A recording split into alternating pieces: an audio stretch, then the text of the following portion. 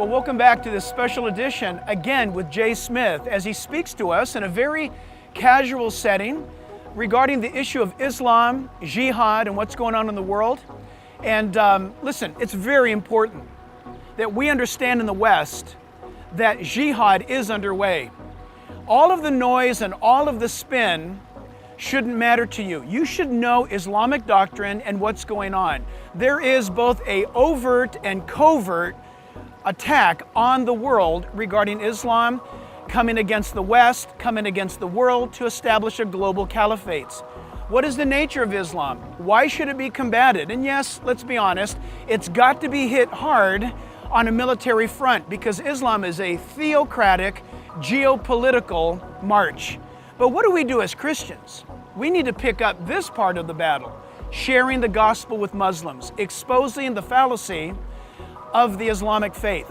So we need to be educated and engaged. So stay tuned as Jay Smith answers our questions regarding Islam.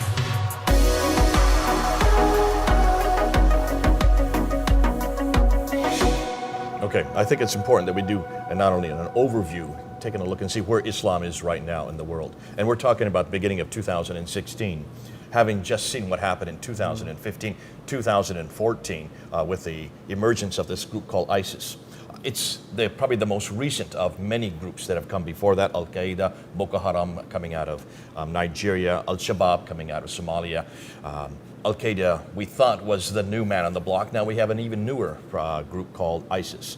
And it's because that has come on the world stage, suddenly everybody's woken up. And because of 9/11, it came to America in a big way in 9/11. And then, of course, what happened in San Bernardino just a few weeks ago, it's come to California in a big way.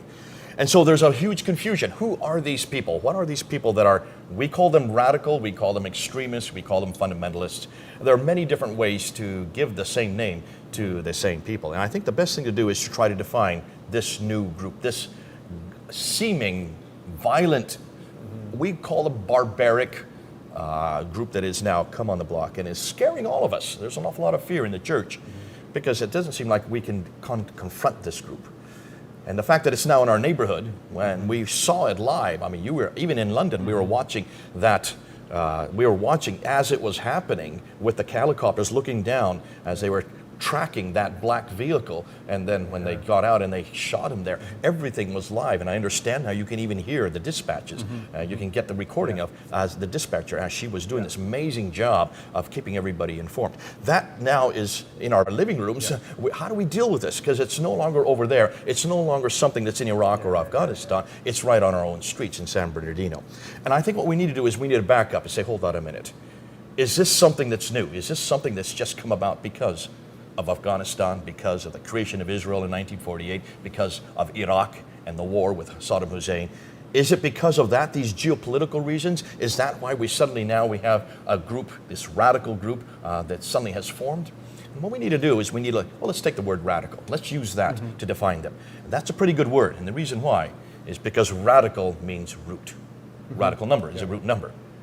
And it's important that we probably use that word because really when you want to define this group that is all over our news, why don't you start with that word radical and say, is there something rooting in this? Is there something that is foundational in what they're doing? And that's the answer.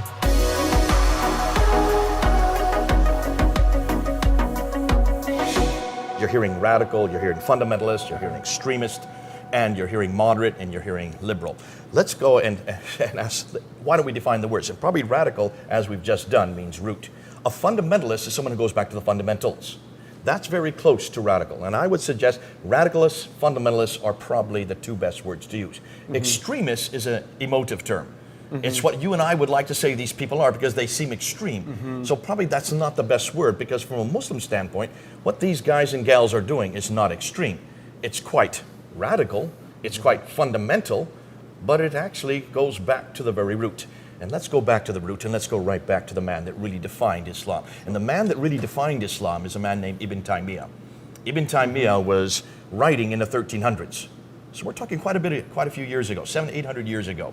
He was talking about what it meant to be a good Muslim. And he said in 1300, to be a good Muslim, you must read the Quran. You must read this book right here. Okay. But to understand this book, when you read it, it doesn't make much sense. You know that, even in English. It goes all over the place. So how do you apply this book? To apply this book, he said, you must go back to Muhammad. So read the book, modeled by the man. The book and the man, the book and the man, the book and the man. That's it. Yeah. That's all he said. Now, 200 years later, another man came onto the world stage. His name was Martin Luther in the 1500s. He was in Germany.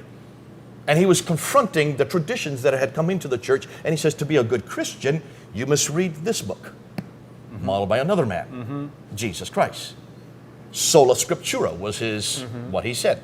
Go back to Scripture, modeled by Jesus Christ. The book of the man, the book of the man, the book of the man. We call that our Reformation. Islam's already had its Reformation. Ibn Taymiyyah is the one that all radical Muslims, all my radical friends, all the fundamentalists over here, they all go back to Ibn Taymiyyah in 1300. That is their Reformation. You want to find out about Islam, true Islam, go back to the radicals, go back to the fundamentalists, and to see what motivates them.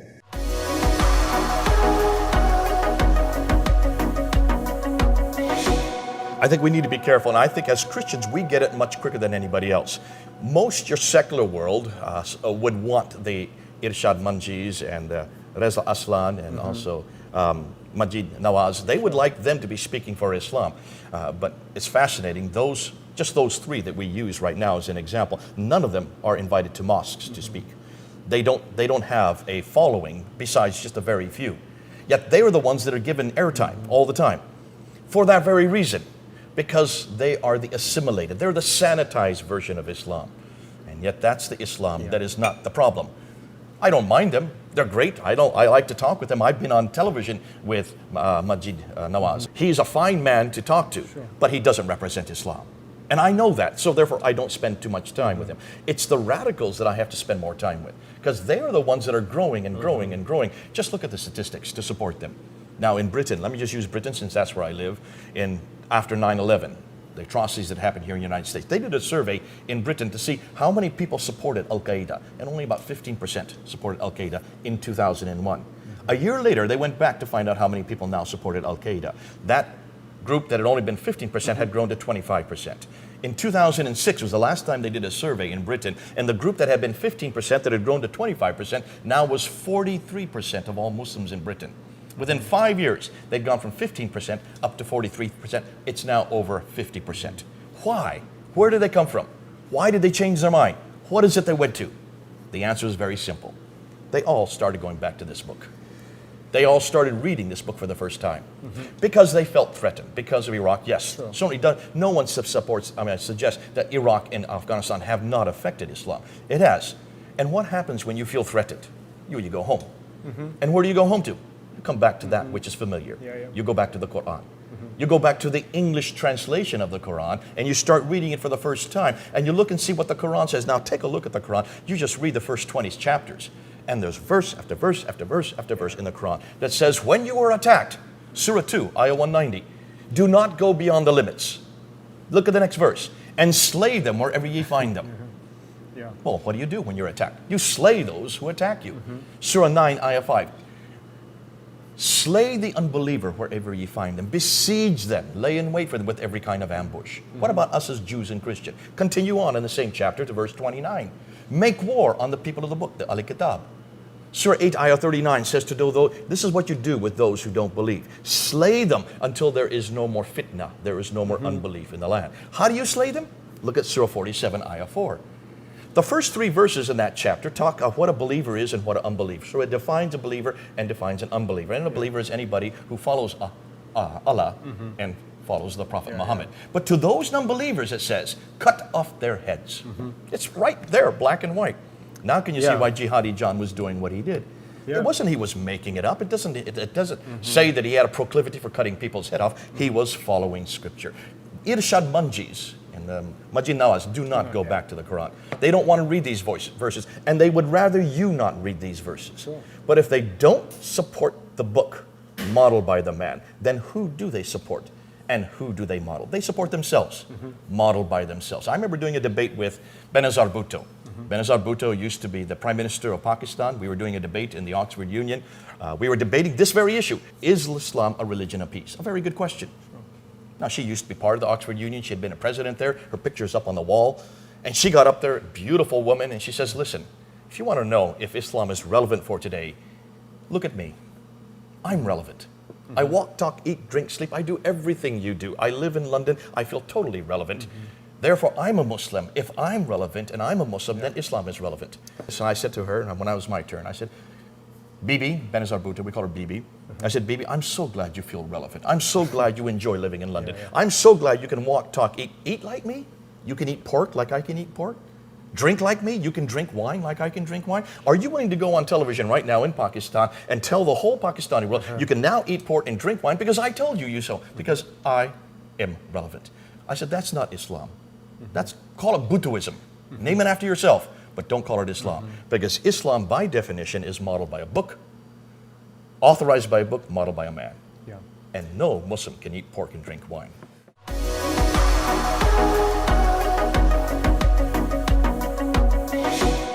I think it's a brilliant question you're asking. How is it we can resonate with them? How is it we can bring this group, especially Muslims, and they may be your neighbor, maybe it's people you work with, maybe somebody even in your own family who is a Muslim. And they're right now struggling because they're seeing what's happening in the news. They're seeing ISIS, and they're saying, hold on, is that really true Islam? The irony is that is really true Islam. Real Islam is what ISIS epitomizes. That's hard to accept. And you can see there's a struggle right now because there are many other Muslims who are trying to rise up and have a new narrative saying, no, that's not true Islam. Real Islam is a loving, peaceful, benign, benevolent. It's this coexist that you're talking about. The problem is they cannot find any scripture to back them up, nor can they find any example of the prophet. That's why they use their own example, like the Benazir Bhuttos of the world. She just looks at herself and says, look at me. What's interesting, and this is what I find fascinating, almost everyone who says, there is no unique or exclusive message. We're all saying the same thing. Do you notice what they're all saying? Have you noticed? They're all saying what we're saying. Almost all the Muslims who say that's not Muhammad. I said, well, then what is true Islam? Well, Muhammad is peaceful, he's loving, and he took care of the stranger. I said, you're just defining Jesus Christ. They always use our categories. In fact, it's amazing to me in London how many Muslims tell me that they can pray to God. Where in the Quran can you pray to God? We can pray to God. They're actually mimicking what we already do. They're actually taking on board what we're already saying. Where do the Sam Harrises and the Christopher Hitchens get this idea that there's such a thing as taking care of the weak, the oppressed, the widow? That's straight out of Scripture. That's not in the Upanishads. That's not in the Bhagavad Gita. It's certainly not in the Quran. And it's certainly not in any of the books written by any of the greatest atheists. That is specifically and uniquely out of the teaching of Jesus Christ in Matthew 5.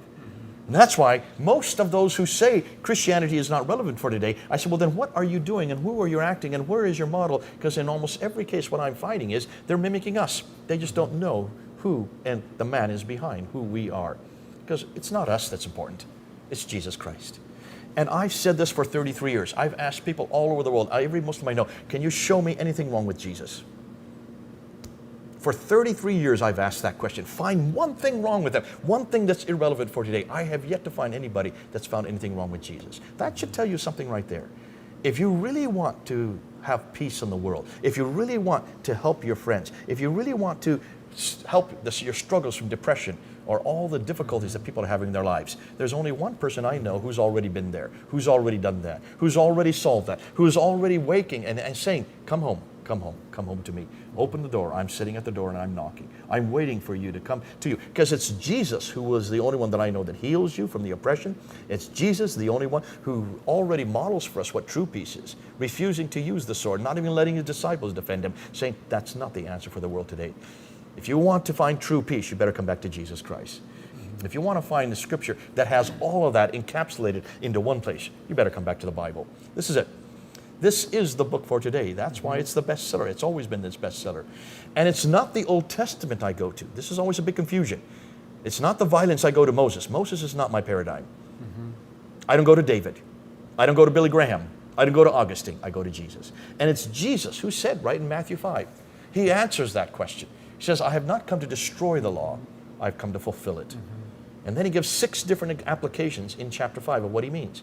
For you have heard it say, an eye for an eye and a tooth for a tooth. But I now say, turn the other cheek. Here's a whole new paradigm, a whole new law, a whole new testament. That's why we call it the New Testament. It's not one of violence, it's one of peace. For you have heard it say, to love your friends and hate your enemies.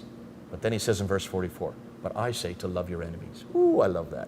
What a man for today. What a man for every day. What a man for here. What a man for everywhere. He really is the man for today. And that's why in every problem, I say just let Jesus, talk about Jesus. And for those of us who are Christians, forget about America, forget about Israel. Just talk about Jesus.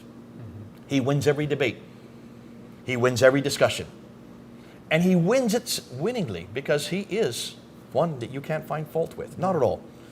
I can find lots of fault with Muhammad or Stalin, Pol Pot, and anybody, even even Guru Nanak for the Sikhs, any of the pantheon of 3 million gods for the Hindus. You can't find anything wrong with Jesus. He is as relevant in the 21st century as he was in the first century. But then why should we be surprised if he is God incarnate? Don't you think he would be the best model?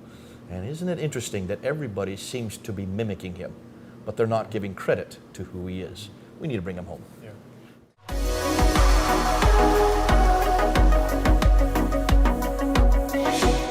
I think you're asking a really good question. That's the fundamental question that everybody should ask. How do you define the two religions? And you don't define the religions by looking at the people. You don't go down the street and say that's a Christian and that's not true Christianity. Don't look at the people. You need to go back to what motivates the people. You need to go behind the people themselves. So I don't sit there and attack Muslims. Why would I want to? I love them. God bless them. I'm so glad they're doing what they're doing because of the fact that they're following Scripture. That's what you do. You need to go back to the Scripture to define a Muslim. You need to go back to the Scripture to define a Christian. You need to go back to these two books. Can you see which is the bigger one? There's a reason why it's bigger. Yeah, sure. That's why I keep it bigger. I always make sure my Bible's bigger the better. Because this is the book that we all have to go back to as Christians. This is the book the Muslims go back to. And it's when you get back and you do a comparative of these two books that you then understand why the Muslims are doing what they're doing. Don't blame the Muslims. Blame the book and blame the man behind the book. Now, the same thing.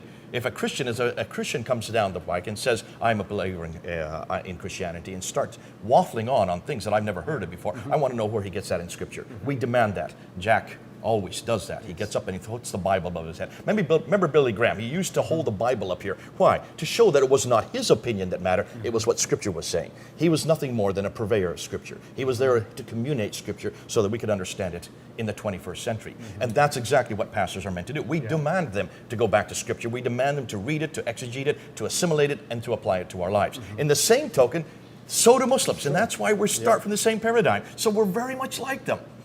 In some ways, we're just as radical as they are, as uncomfortable as that makes you feel. We are just like a radical Muslim because we go back to the fundamentals. And the fundamentals can only be found in this book, modeled by this man. Now, let's bring the context of peace.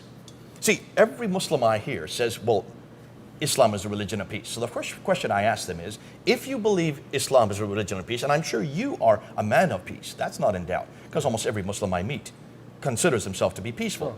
I say, show me one verse in this book that supports that. I've been asking this for 33 years. Can you find me one verse in the Quran that says you're to have peace with me, a Christian? Oh, there are peaceful verses, but they're only for other Muslims. They have tried to go to Surah 2, Ayah 256, which says, for there is no compulsion in religion. Take a look at that verse. I remember that was brought up in the House of Lords by Lord Ahmad. He came to me and he talked about it, and he said, hold on. What's this problem with? We are people of peace, for there is no compulsion in religion. I raised my hand and I said, Lord Ahmad, can you tell me where that's found? He says, well, I'm not a theologian. I said, then why are you quoting it? If you look, it's found in Surah 2, Ayah 256. Read the rest of the verse. Read the verse that comes after it and look at the context, and you will see clearly that this has nothing to do with us as Christians, that this is to do with you as a Muslim, and it says very clearly, he who does not follow Allah and he does not follow the Prophet, great shall be his perdition, he shall be in hell. Now tell me if there's no compulsion. So then he went to Surah 2, Ayah 190, which I quoted just earlier.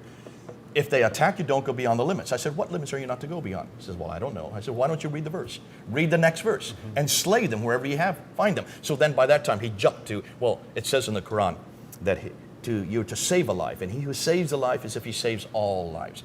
And he who takes a life is if he takes the lives of all Muslims. I said, where's that found?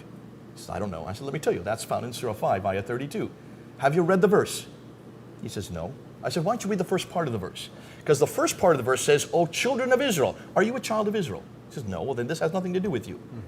So therefore, O children of Israel, he who takes the blood of one is if he takes the blood of all. He who saves the blood of one is if he saves the blood of all. That's talking about verse 31, which is talking about Cain and Abel. Cain kills his brother. Abel doesn't know what to do with his brother. He follows the example of a raven. And then it talks about the blood of Abel. That's for Jews. It's nothing to do with Muslims. But the next verse that follows is to do with Islam, verse 33. That it says, he who mocks the prophet or confronts Allah, take them and cut off their hands and feet from opposite sides and crucify them. That's what you're supposed to apply. You should apply the verse that follows it. That's what you're to do if you confront Allah and His prophet. Now tell me if that's peaceful.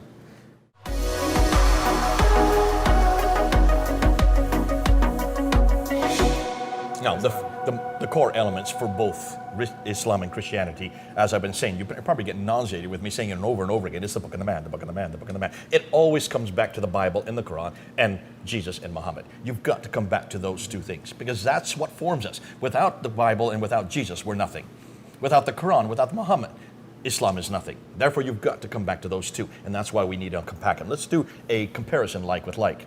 Let's look at the book and the book on each category. Let's look at the Quran and the Bible. When you look at these two books, you will see immediately they're completely different books. Nobody should have be in doubt of that.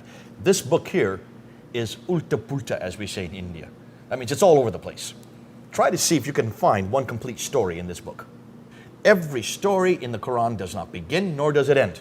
One story does not follow another, which seems to suggest that it's borrowed from many different sources. And that's exactly what we now know. Most of the stories of the biblical characters like Ibrahim or Adam or Yahya, John the Baptist or Isa, Jesus, every one of these stories are found in apocryphal writings. We can trace every one of them back to Jewish apocryphal accounts. They're not the real stories. They have nothing to do with Judaism. The Jews had completely rejected them. They were nothing than fairy tales for their children in bedtime stories, yet they find them wearing to the Quran. If you want to get the real stories, come back to this book. These are the real stories with the real historical Abraham, the historical David, the historical Jesus, and the historical John the Baptist. That's why it's so much better to come back to the Bible. I've got it upside down. Let's get it right side up. Come back to the real book with the real stories. And it's interesting that the Quran did not pick up these stories. Why did the Quran not follow these stories? For one very simple reason. The Bible had not been translated into Arabic until the late 8th century. Therefore, whoever had access, whoever put this book together in the late 7th to the beginning of the 8th century did not have the Bible to refer to. They only had these apocryphal accounts. And the sectarian stories of Jesus, all of them are from the Nag Hammadi, the Syriac stories. That's why the name Isa is the wrong name. Jesus is the wrong Jesus. Isa is not Arabic. Yeshua is the name for Jesus in Arabic. Why didn't the Quran get it right? And who in the world is Isa? Where did that name come from? It came from these stories, these Syriac stories about Jesus in his childhood. They're almost stories about his childhood. Every one of them has the reference to him as Iesu in Syriac. If you borrow the story, you borrow the name. When you take Iesu and put it into Arabic, it becomes Isa.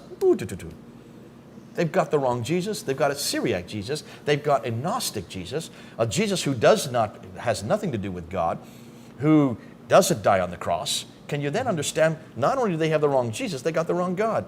We've already talked about the God being wrong. So is Jesus wrong. That all proves that the book is wrong. They've got the wrong book. They've got the wrong bag. They've got the wrong man at the wrong time doing the wrong thing. And of course, we've got the right man at the right time doing the right thing.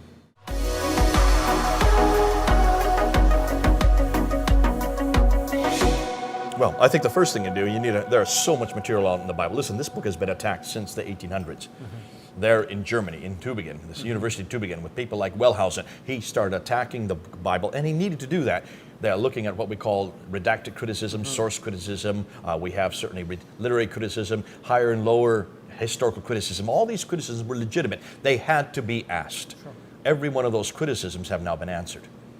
Because by 1905, when this really took over, by the early 20th century, 1905, it decimated the church. Both historical criticism and Darwinianism destroyed the church, and the church has never recovered in Europe. Since that time, we've done our homework.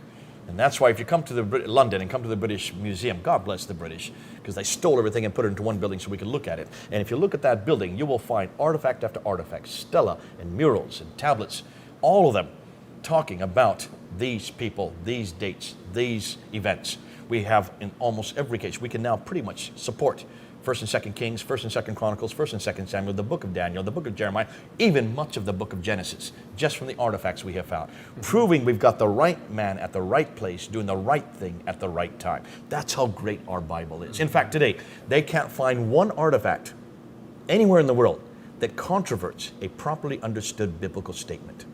That's the beauty of our Bible. So we've done our homework. We're 100 years later. Now, for the first time, we're doing the same studies, source criticism, redacted criticism on the Quran, and we're just destroying the Quran. We don't have time to show you what we now know. In just the last 2 years, what we have found about that book. But every book that claims to be from God, and that concludes the Upanishads, the Bhagavad Gita, then Granth Sahib for the Sikhs, the Book of Mormons, all of them have to pass the historical test. So far, only the Bible has passed that test. We're the only book that passed every historical criticism. That's the beauty of the Bible. Come on home. Well, I got to tell you, this kind of information, quite frankly, you can't get anywhere else. Now, let me be honest. If you Google right now or YouTube Jay Smith's name, what do you think you're going to find? You are going to find an onslaught of slander and attacks. Why? Well, because Jay has hit the nail on the head, and you and I live in a culture that cannot handle truth. And yet, I'm so glad that doesn't cause Jay to back up. In fact, what Jay does is step forward, challenging you to know the truth. Listen, friends, it's time for us to really buck up and get strong and to know what truth is and not listen to the spin that's around us. The Bible tells us that in the last days, false doctrines would advance, that there would be doctrines of demons. In fact, Paul the Apostle said, even if an angel came from heaven and preached any other gospel than that which they have preached or the apostles have preached, let them be accursed. So think about it. What came first? The Old Testament or Islam? Jesus being born in Bethlehem, the ministry of Christ, or Muhammad? The gospel being preached to the ends of the earth, or the Quran? Think about it. Islam is a late comer, and yet it stands and says that it's always been. Not true. Do you know the truth? Jay is committed to having you know the truth, as we are here at Real Life. Listen, we're going to ask you to go to his website. You can find out so much more. There's apologetic courses there. There's many links whereby you can become more familiar with Jay Smith and his great ministry to the world. But more than ever, it's time for you to know the truth because, listen, Islam is in your neighborhood. Chances are you know a Muslim. They don't know Islam like you do now after hearing Jay. And Jay's commitment is lovingly, passionately geared to exposing the fallacies of Islam and its soon death. That's right, Islam is going to die soon. This cult has no promise. This cult has no Bible. Islam is going to go down because it's not based on truth. Those days are coming. So friends, be equipped and be ready to give an answer to every Muslim that asks you, why is it that you're a Christian? Until next time here at Real Life, we're just hoping that you continue on with your walk with Jesus and with knowing His Word more.